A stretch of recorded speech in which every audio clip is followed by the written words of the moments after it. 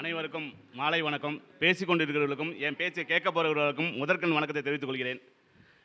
ஐயா இவ்வளோ நேரம் பேசினது பார்த்தீங்கன்னா அது மருத்துவ ஜோதிடத்துலேருந்து ஐயா பேசியிருக்காரு. அருமையான டாபிக். நான் அதே டாபிக் தான் அந்த பஞ்சபூத மருத்துவத்தில் நான் பேச போகிறேன்.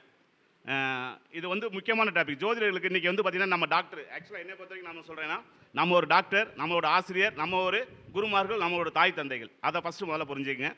இந்த சபையை நமக்கு கொடுத்ததற்காக என்னோட அருமை நண்பர் ரவி ஜெயக்குமார் அவர்களுக்கு குரு பூர்ணிமா வாழ்த்துக்களுடன் நன்றி தெரிவித்துக் கொள்கிறேன்.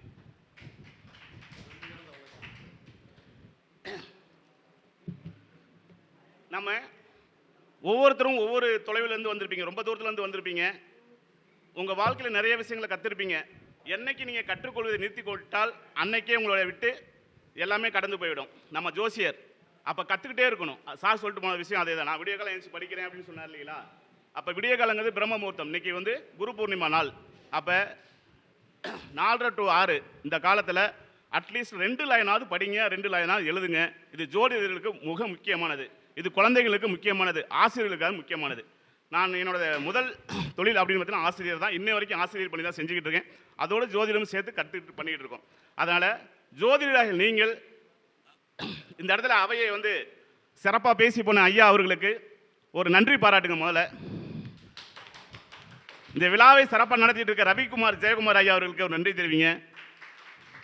மதிய உணவு நமக்கு செவிக்கு உணவு கொடுத்தும் நம்ம வயிற்றுக்கு உணவு கொடுத்த உணவு கொடுத்த துரைசாமி ஐயா அவர்களுக்கு நன்றி தெரிவிங்க. கடைசியாக எனக்கு ஒரு நன்றி தெரிவிச்சிருங்க. பாண்டியன் ஐயா அவர்களுக்கும் ஒரு நன்றியை தெரிவிச்சிருங்க. ஏன்னா இவங்கெல்லாம் நமக்கு முக்கியமான இன்றைய பொழுதுல. Sir right. இன்னைக்கு நம்ம என்ன டாபிக் பேச போறோம்? ஒரு 10 நிமிஷம் தான் பேச போறோம். ரொம்ப நேரம் பேச விரும்பல. ஐயா முன்னாடியே சொல்லிட்டாரு. சரிங்களா? பஞ்சபூத மருத்துவம். சரி, பஞ்சபூதங்கள்னு சொல்லிட்டோம்னா நம்ம இருக்கக்கூடிய உலகத்தில் இருக்க நம்ம சுற்றி இருக்க ஆளும் கிரகங்கள் பஞ்சபூதங்கள் 5 கிரகங்கள் இருக்கும். அது மாதிரி பஞ்சபூத உறுப்புகள் இருக்கு. பஞ்சபூதத்தில் நம்மளோட உடல் உறுப்புகளும் அங்கமங்கி இருக்கு. நம்ம முகத்தில் இருக்கக்கூடிய பஞ்சபூத உறுப்புகள் இருக்கு. இந்த பஞ்சபூத உறுப்புகளை வச்சுட்டு நம்மளோட மருத்துவ ரீதியாக நம்ம ஜோதிடத்தில் இன்னைக்கு டாக்டர்கிட்ட போய் நிறைய ஸ்கேன் பண்ணிட்டு தான் இன்னைக்கு மருத்துவம் சொல்லிட்டு இருக்காங்க. ஆதி காலத்தில் நான் சொல்றது இப்போ சொல்லல, பல 100 ஆண்டுகளுக்கு முன்பு நம்ம ஜோதிடர்கள் எல்லாமே மருத்துவர்களாக இருந்தவங்க தான். சரிங்களா? அதில் உதாரணத்துக்கு அகத்தியர் சொல்லலாம். சார் பேர் வச்சிருக்காரு பார்த்தீங்களா? அகத்தியர் அறக்கட்டளை மூல நூல்லேருந்து அந்த நூல்கள் எல்லாமே நான் எடுத்திருக்கேன். அவரோட மூல நூல் தான் நான் பேச போகிற டாபிக். அவரோட நூல் தான். ஏன்னா அகத்தியர் ஜோதிடத்தில் அகத்தியரை பற்றி சொல்லாமல் இருக்கக்கூடாதுங்கிறதுக்காக பஞ்சபூத மருத்துவங்கிற விதிகளை அவரோட நூல்கள் நிறைய இருக்குது. அது எல்லாமே பாடலாக இருக்கும். அந்த பாடலை புரிஞ்சு எழுதுறது கொஞ்சம் கஷ்டம். அவர் என்ன சொல்லியிருக்காருன்னா மரபு மருத்துவ முறைன்னு சொல்லிட்டு ஒரு டாப்பிக்கே இருக்குது. அதில் நிறைய பஞ்சபூதங்கள் அடிப்படையாக 5 பொருட்களை வச்சு தான் அவங்க பிரித்து எடுத்து அதுக்கு பலன் சொல்கிறாங்க. இதுக்கெல்லாம் மூலாதாரமாக 27 நட்சத்திரங்கள், 108 பாதங்கள், 12 ராசி மண்டலங்கள், 12 லக்னங்கள், அதுக்குள்ள காரகத்துவங்கள், பாவத்துவங்கள், நட்சத்திர காரகத்துவங்கள், இதெல்லாம் புரிஞ்சாதான் இந்த டாப்பிக்கே புரியும் உங்களுக்கு. இதில் நீங்கள் தெளிவாக இருக்கணும் கண்டிப்பாக. அப்போ மண் தன்மை அப்படின்னு சொல்லிட்டோம்னா நம்ம உடம்புல மண் தன்மை இருக்கானா இருக்கு. அது அந்த உறுதி கட்டமைப்பு எலும்பு தசை பிடிக்கக்கூடியது எது? அந்த மண்ணோட தன்மை தான் சொல்லக்கூடியது. அதுதான் பிருத்திவின்னு சொல்லியிருப்பாங்க. அதில் பார்த்தீங்கன்னா அதுக்கு காரக உறவு அப்படின்னு பார்த்தீங்கன்னா புதன் அந்த கட்டமைப்புக்கு அமைச்சு கொடுக்கறது புதன் தான். அடுத்தது பார்த்தீங்கன்னா திரவம் நம்ம உடம்புல இருக்க ஓடிட்டு இருக்க நீர் நாளங்கள், ரத்த நாளங்கள், இதெல்லாம் எதை சொல்லிக்கிட்டு இருக்கலாம்? சுக்கிரன், சந்திரன். இந்த பஞ்சபூதத்தில் யோகாலையும் வரும் இது. சரிங்களா? அதனால் இந்த யோகா அடிப்படையிலையும் இந்த ஜாதகங்களோட ரீதியாகவும் நம்ம நிறைய விஷயங்கள் தெரிஞ்சுக்க முடியும். அது மாதிரி வாயு, அப்போ காற்றோட இயக்கத்தை நம்ம கொடுக்குறது பார்த்தீங்களா? நம்ம சாப்பிட்டா ஏப்பம் வருது பார்த்தீங்கன்னா அதுவும் காற்று தத்துவம் தான். கேஸ்ட்ரபிள் ஆகுறது காற்று தத்துவம் தான். அப்போ உடம்புல வெற்றிடம் எங்கெல்லாம் இருக்கோ அங்கெல்லாம் காற்று தத்துவம் ஆக்கிரமிச்சிருக்கும். அந்த இடத்துக்கு பார்த்தீங்கன்னா இயக்கத்தை நரம்பு மண்டலத்தில், சுவாசத்தில் எல்லாத்துக்கும் ஒன்று தொடர்பு இருக்கும்.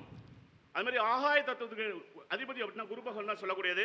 நம்ம இடையில கபாலத்தில் பார்த்தீங்கன்னா நம்மளோட தலையில கபாலத்தில் இடைவெளி இருக்கும். இது ஆகாய தத்துவத்தை கூடியது. அது மாதிரி ஆகாய அந்த பஞ்சபூத கிரகங்களும் நம்ம உடம்புல ஆண்டுகிட்டு இருக்கக்கூடிய சொல்லுவாங்க. அதே மாதிரி நவகிரகங்களில் பார்த்தீங்கன்னா 9 கிரகம் இருக்கும்.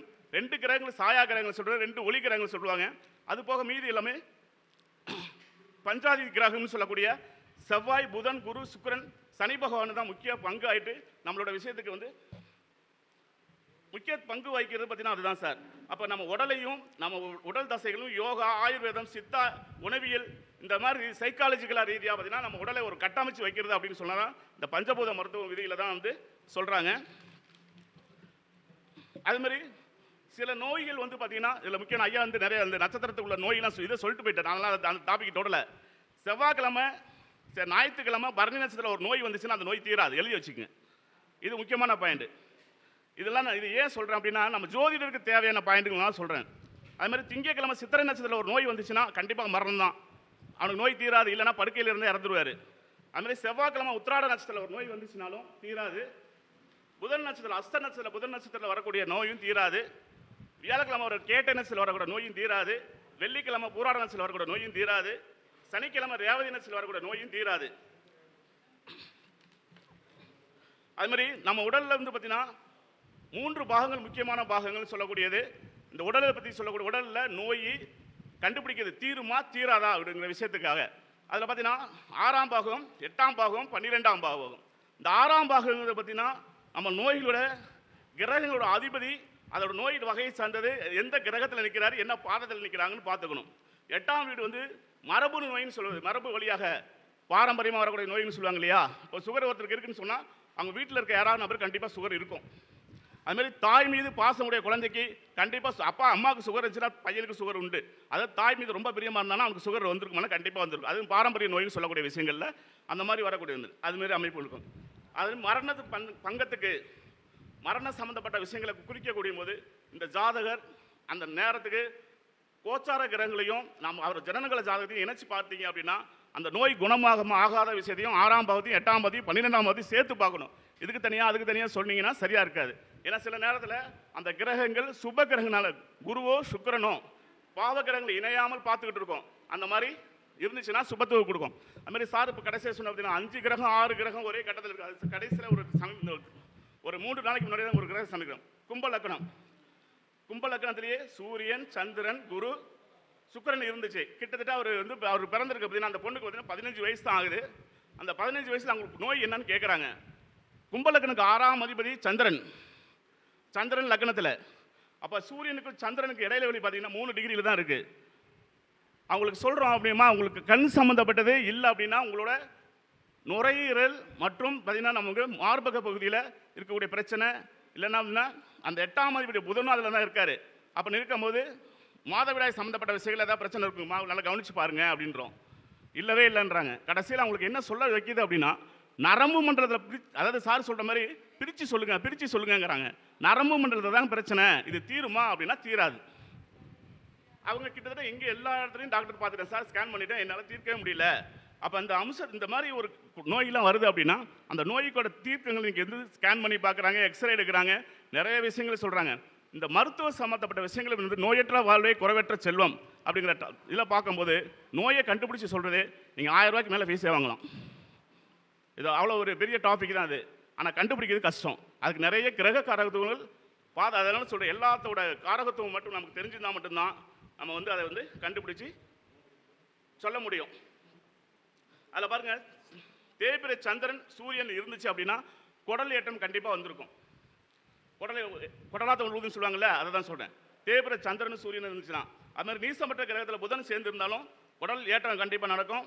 அது மாதிரி செவ்வாய் சனி பார்வை எங்கே இருந்தாலும் பார்த்தீங்கன்னா அவங்களுக்கு பார்த்தீங்கன்னா இருதய சம்மந்தப்பட்ட பணி இல்லை அப்படின்னா மூல நோயின்னு சொல்லக்கூடிய நோய்கள் கண்டிப்பாக இருக்குமான இருக்கும். இப்போ கோச்சாரத்துக்கு ஓடிட்டு இருக்கார் சனி பகவான் எங்கே இருக்காரு?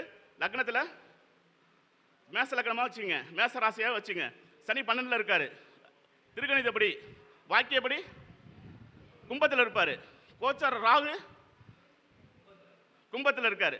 மேச லக்னம் மேச ராசிக்கார் யாராக இருந்தாலும் பல் சம்மந்தப்பட்ட ஒரு பிரச்சனை கண்டிப்பாக சந்திச்சிருக்கணும். இருக்கீங்களா யாராவது? மேச ராசி மேச லக்னம் இருக்கீங்களா? பொறுப்பு பண்ணுறேன் பாருங்க.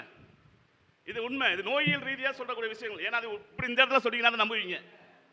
பல்லு கண்டிப்பாக அடிபட்டிருக்கும், இல்லைன்னா பல்லு செட்டை மாற்றிருப்பாரு, இல்லைன்னா அதுக்கு கவர் போட்டிருப்பாரு. செட்டு மாற்றிருக்காரு, கேட்டுங்க. ரூட் கேனல் பண்ணிட்டாரு. இது உண்மைங்க. அது ஏன்னா இவ்வளோ விஷயம் நான் சொல்கிறேன் அப்படின்னா அது இந்த அரங்கத்தில் ப்ரூஃப் பண்ணோம். சார் இந்த சொல்கிறீங்க உண்மையா? உங்களுக்கு மேசராசியாக இருந்து உங்கள் லக்ன பாவத்தில் லக்ன புள்ளி ப்ளஸ் அது கொஞ்சம் உங்களுக்கு ஜாதக தனிப்பட்ட முறையில் ஆய்வு பண்ணணும். இப்போ இது வந்து நான் பொது பலன் தான் சொல்லிகிட்டு இருக்கேன். அந்த பொது பலன்லையும் அவங்களோட சுபக்கிரகங்கள் பார்க்கப்பட்டிருந்தால் அதுக்கு வந்து நிவர்த்தி கொடுத்துருக்கோம்.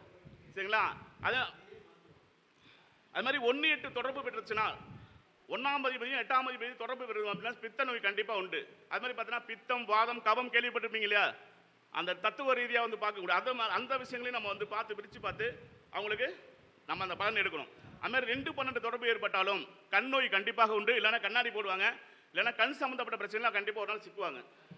2ஆம் அதிபதி 12ஆம் அதிபதி தொடர்பு ஏற்பட்டாலும் சரிங்களா, 2ஆம் அதிபதி 12ல் இருந்தாலும் இல்லை 12ஆம் அதிபதி 2ல் போய் இருந்தாலும் கண்டிப்பாக ஒரு நாள் கண் சம்மந்தப்பட்ட பிரச்சனை சிக்குவாங்கன்னா கண்டிப்பாக சிக்குவாங்க. இல்லைன்னா கண்ணாடி போடுவாங்க.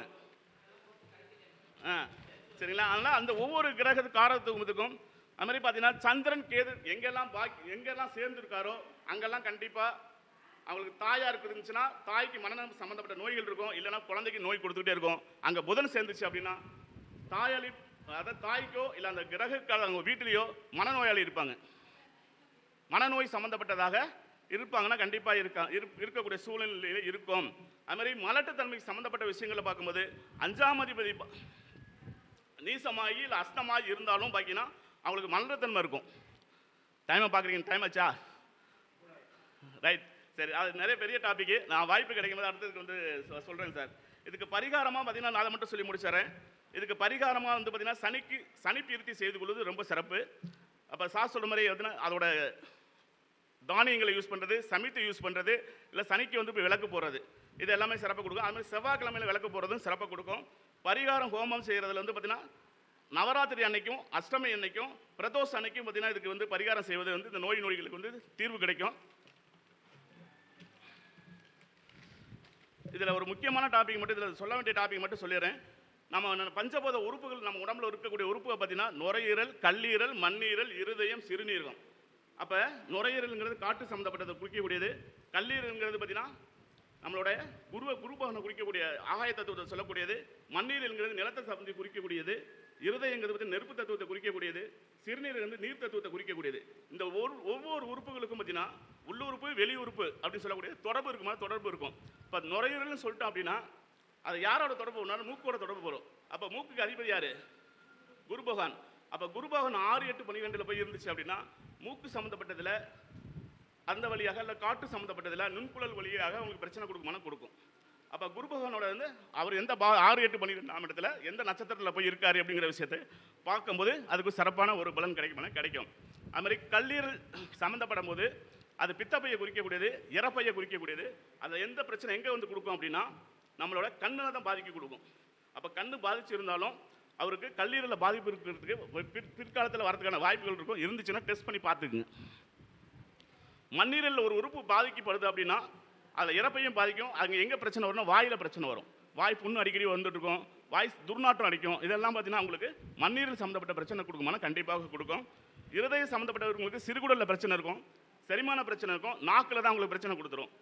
அடுத்து சிறுநீரகத்தில் இருக்கக்கூடியவங்க யூரினரி பிளாடர் சம்மந்தப்பட்டது, காது சம்மந்தப்பட்டமாக உங்களுக்கு பிரச்சனை இருக்கும். காது சம்மந்தப்பட்டமாக இருந்துச்சு அப்படின்னா சிறுநீரகமாக உங்களுக்கு பிரச்சனை கொடுக்கும். இந்த மூல நூல்களுக்கு அத்தனைக்கும் ஆதாரமாக கொடுத்தது பார்த்தீங்கன்னா அகத்தியர் ஜோதிட அவரோட நூல்களையும் புலிப்பாணி சித்தரோட ஜோதிட நூல்களையும் நிறைய விஷயங்களை கொடுத்துருக்காங்க. மேற்கொண்டு இது தகவல் வேணும் அப்படின்னா அதில் பார்த்து தெரிஞ்சுங்க. சுக்கரன் செந்திலுங்க. தொலைபேசி எண்கள் 80 720 73 501. எனது அருமையான வாய்ப்பை இங்கே நல்கிய ரவி ஜெயக்குமார் ஐயா அவர்களுக்கும் நன்றி.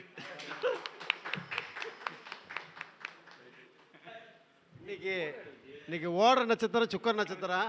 சுக்கரன் செந்தில்குமார் ஐயா இருக்காரு. சரியா? ஒரு கலகலப்பாகவே பேசிட்டாரு. சரிங்களா? தேங்க்யூ.